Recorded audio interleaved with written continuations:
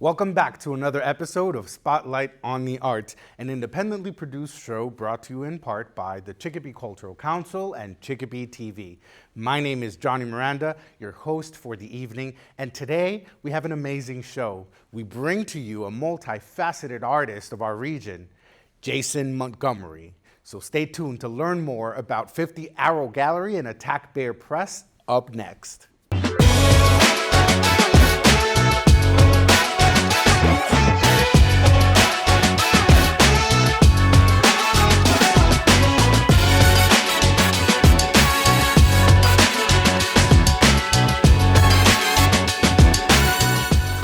Here we are with Jason Montgomery, a multifaceted artist from our region. Welcome to Spotlight on the Arts. How are you, Jason? I'm doing well. Thank you for having me here. Nice to see you. It's been a long time coming. Yeah. I've been wanting to have you on the show, and I've been wanting to talk about all the great things you do, not just for the art world, but in our community. I appreciate that, and I am very, very honored to be here. Great. You're in East Hampton, correct? Yes, I'm in East Hampton. And that is where you have one of your endeavors, 50 Arrow Gallery. Yes. Correct? Yeah. Tell us a little bit about the gallery. How did it come about and the artists you show on there? So 50 Arrow Gallery came into being in 2021. In 2021, we were in a 500 square foot space in the Eastworks building. Eastworks has been a really great partner with us on bringing this to light, because we initially hadn't really thought, well, we'll have a gallery. We just had some additional space in a studio that we were utilizing. And we said, okay, well, what are we going to do with this space? Let's really put our money where our mouth is and show up and create space for artists. So we started a Black, Indigenous, and other persons of color centered gallery space. Unlike other galleries, we are free to use. We charge no gallery fees, nor do we require any commission from our artists.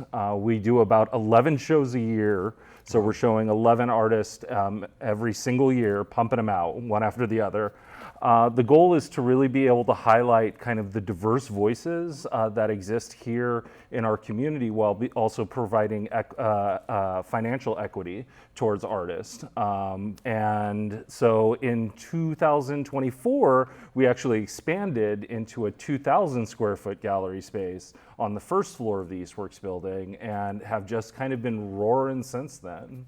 Nice. And a lot of people don't know how hard and how costly finding a space to exhibit is. So having a space where artists, especially marginalized communities, can show their work and exhibit their talents, it's not easy, but it's great that you have that for them. Yeah, and it's been really exciting to see, you know, the artists that we've brought in, some of whom have never actually shown before in a formal gallery setting. And being able to kind of be that first experience, but also be able to say, okay, like, let's put some money in your pocket, because, you know, showing art and getting that kind of foothold into the art world can be expensive, and the financial barriers are really, really real. You know I'm also an artist, and there was a gallery that tried to woo me to come out and show work at their space, and we went through the entire process, and by the time we got to the end, they're like, okay, you just need to give us a check for $1,800. And I was like, what are you talking about? Wow. That's insane. Why would I do that? So we really wanted to make sure that we provided a space that was financially equitable to all. That definitely is needed, and not just community of indigenous artists, but artists in general. Having spaces is very important, because we can create and we can protest with our art, but if we don't have a place to showcase that, or that people can come and see what we want to say through our art, it's hard. Yeah. You also bring different artists to the community. Can you tell us a little bit about some of the exhibits you've had? Yeah. So we do, along with showing local artists from the BIPOC community, we also stretch out. We've brought artists from North Carolina, Tennessee, Baltimore, most recently, we had an artist by the name of Quirky come up from Baltimore, Maryland. Quirky is an African-American artist who works primarily in portraiture, but he's a little different. His work almost has a map-like feel because what he does is he actually 3D models his models and then utilizes the 3D model in order to paint with. So they get this almost like topographical map feel to them. They're really fascinating pieces. We just recently showed Clemente Ramirez, who is an artist from Guatemala City, who he works primarily in oils and acrylics, and he looks to modernize classic and traditional Mayan symbols and iconography. So we really try to kind of stretch out as far as we can go, and some of that is, we always have submissions open to the gallery. Right. So if you want to submit, please submit. Great. You can go to 50arrowgallery.com and go to our submissions page. Submissions are always free. We review every submission for every show. Right now we are booking solo shows into 2026, but we always have our represented collection open for individuals who want to be a part of the gallery. And there you have it. If you want to submit your artwork, please go to 50 Arrow Gallery and submit your intent to showcase your work in East Hampton. Yeah, in East Hampton. Right. And Jason not only manages the 50 Arrow Gallery and is an artist himself, but he has a Tack Bear Press. Yes. And with that, there is a literature component and a poetry component. I'd love to hear about your project with poetry and the texts that go out. Text poems. Please tell us a little bit about your project. So text poems was actually my attempt to be as annoying as possible. And I had been fiddling around on my phone, and it came across an app that allowed me to set up essentially a fake number.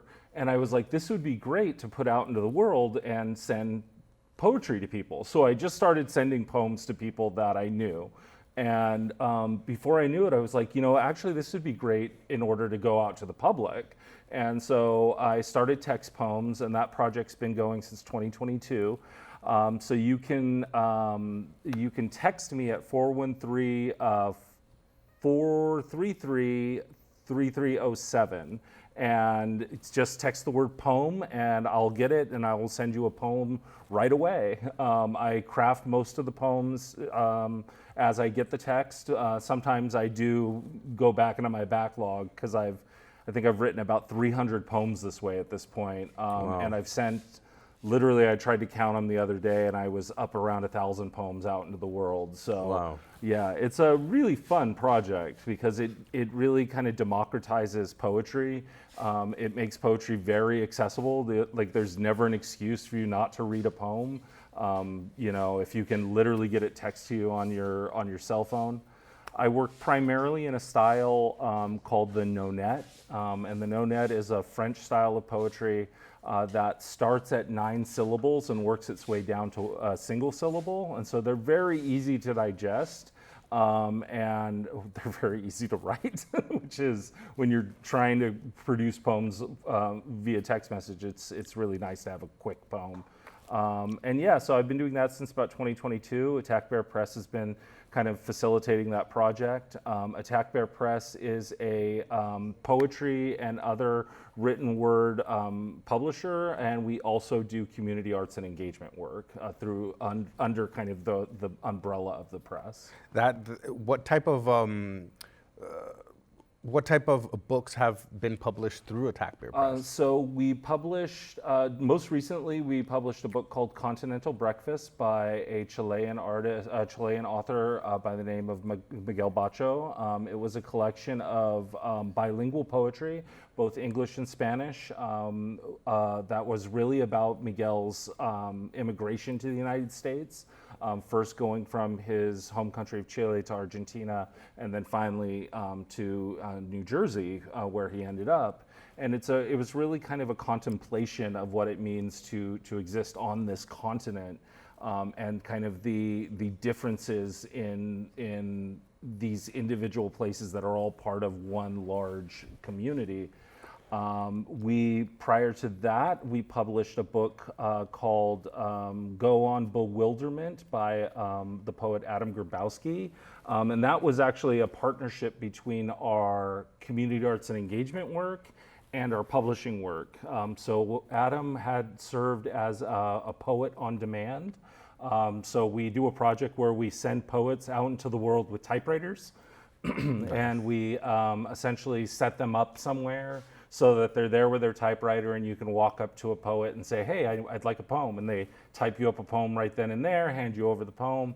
You go about your way with a little bit of poetry in your life. And so we actually collected about 3 years worth of poems that he had done doing this project and put them into a book. So it really, we never know what we're gonna publish. We try to publish about 2 books a year, but it really, we follow a philosophy of nonsense, and so you never know what kind of book we're going to be like, oh, this really touches me. Right. So I can see a common theme in the art projects and the endeavors that you embark on, and the literature projects that you embark on, and it is, perhaps the mission of your gallery, which is giving voices to the marginalized. Yes. Why do you think that's important to you? It's important to me personally. I actually come from a long line of advocates and of activists. My grandfather was a Chicano advocate and activist in the Imperial Valley, California. He went into politics and ended up becoming the first mayor of Chicano descent in California. And so I feel like I have some big shoes to live up to. But also because I feel as though, particularly in our community where there is such quiet segregation, that we really need to be very mindful about how we actually deal with diversity and how we actually deal with inclusion. And that's by putting those voices at the forefront and by literally creating space. Right. So. You've also been involved in a lot of community work outside of the gallery and outside of Attack Bear Press, working on projects with the community to advance certain causes. Yeah. Can you tell us a little bit about that and how you got involved with community? Yes.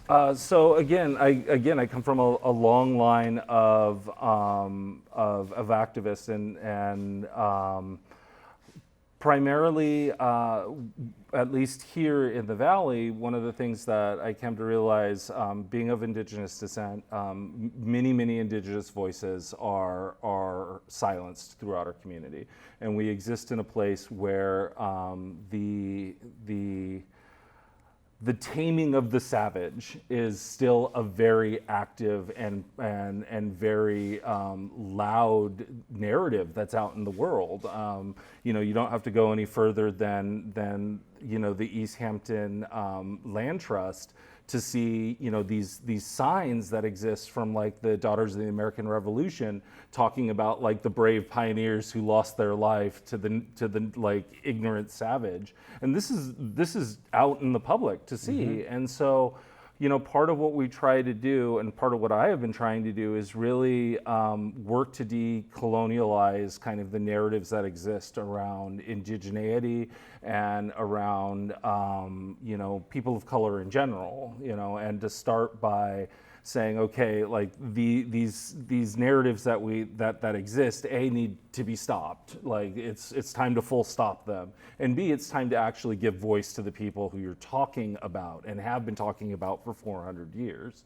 So some of that takes the form of active political engagement. I was involved with a movement of people when the Northampton Arts Council was presenting work and had not actually engaged with the BIPOC community to kind of make sure voices were integrated in that. I do work on police violence and police use of force. In my day job, because I also have a day job, I'm the Director of Development and Communications for Stavros Center for Independent Living, because as an individual living with a disability and who has children who live with disabilities, disability rights are inherently important to me. It's literally, we're talking about my own body and the body of my kids. So it's kind of just this web of activism that's integrated throughout my life.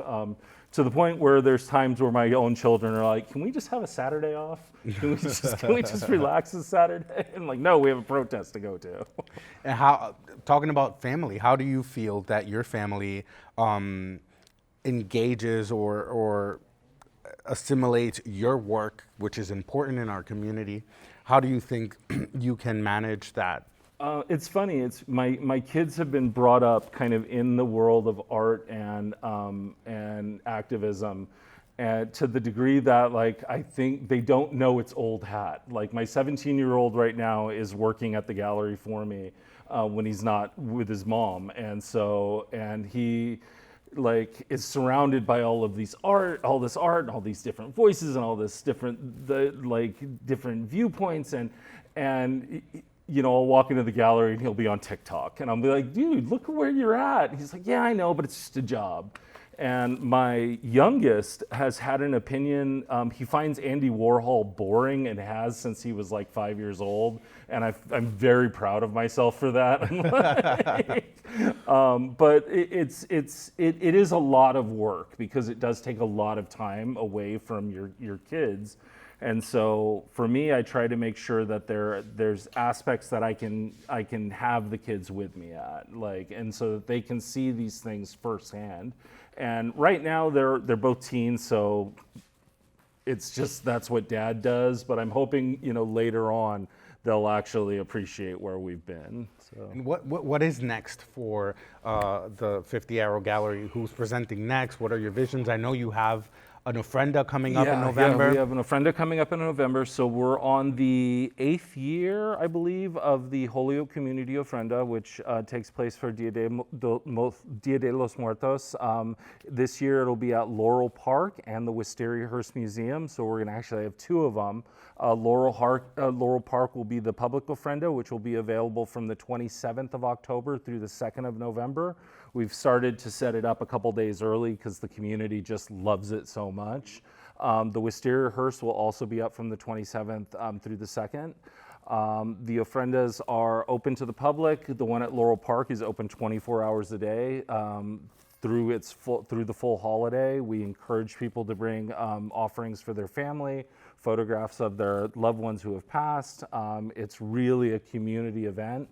We'll have some talks. We'll have some, Johann Rashi Vega usually is there performing some kind of music. It's funny because it's in my neighborhood, so I'll wander up to it to just walk the dog in the morning, and there's Johann playing the flute. And so it's like, this is a beautiful way to spend a Saturday. At the gallery, we have multiple shows coming up. So October will be a show called Wild Clay. It's going to be a kind of ponderance on ceramics and clay and materials. It is going to have artists from as far away as, I believe, Pennsylvania, New York, looking at finding clay in the wild and what you can do with it and how you can process it.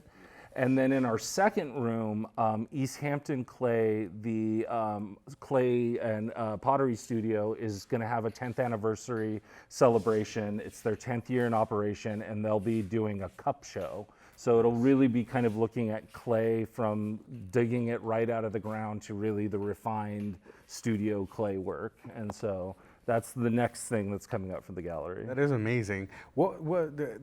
I think that having these spaces and having not just painting as a visual art exhibited, but showcasing other types of work and how they connect to people's realities and people's advocacy, I think it's very important. What would you recommend to some of our younger audience that is listening in or watching? What would you recommend if they have that that inside them where they want to create and they want to do something for their community, how can they get involved? How would you recommend that they take that first step? The first step I like to tell young artists is done is better than perfect. So just get it done. Start the work. Doesn't matter if you think you can do it or not. Doesn't matter if you've ever done it or not. Pick up a paintbrush, pick up a hammer and nails to build an installation. Just do it and don't worry about it being perfect, because no one is gonna know. No one's gonna know where it falls short of your vision. And then 2, do the work. Do the work, and work until you don't have to introduce yourself anymore, because that really is what makes the difference. Spend the time in the studio, spend the time doing the sketching, spend the time, just keep doing it, because eventually someone will recognize what you're doing. You can be doing the most esoteric kind of artwork, and eventually someone is going to fall in love with what you're doing if you just keep doing it. So for getting involved with us, we're always I have this dream of having a full-on art show of anyone under the age of 13. And so submit to us. I don't care if it's your first painting ever.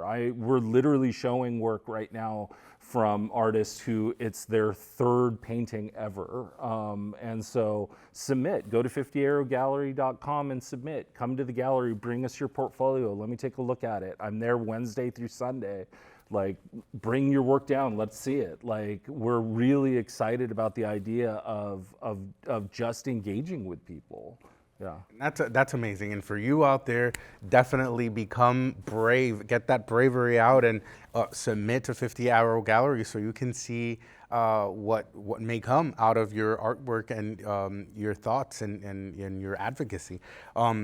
Where can our audience reach you aside from the 50 Arrow Gallery website? So I'm on all of the social media. For me as an artist, you can find me at Howka, that's HOWKA.JRM. That's my individual Instagram. You can find us at Attack Bear Press on Instagram and Facebook, and at 50 Arrow Gallery on Instagram, Facebook, and apparently we have a TikTok. I don't know much about the TikTok, so but apparently we have one. Great. So there you have it. You can definitely contact Jason Montgomery through any of these links that you'll see on the screen. And it's been an honor to have you here. Great. Jason, I appreciate the work that you've done for the community, the work that you've done for artists. It's definitely noticed. It's definitely empowering. And it is very motivating, not just for artists, but also for individuals that are looking to have avenues of advocacy and make change in our community. So I really want to thank you for that. Wonderful. It's been wonderful to have you on the show. It's been wonderful to have you as an audience. So please remember to tune in to Spotlight on the Arts and Chicopee TV. This has been Johnny Miranda. I'll see you next time.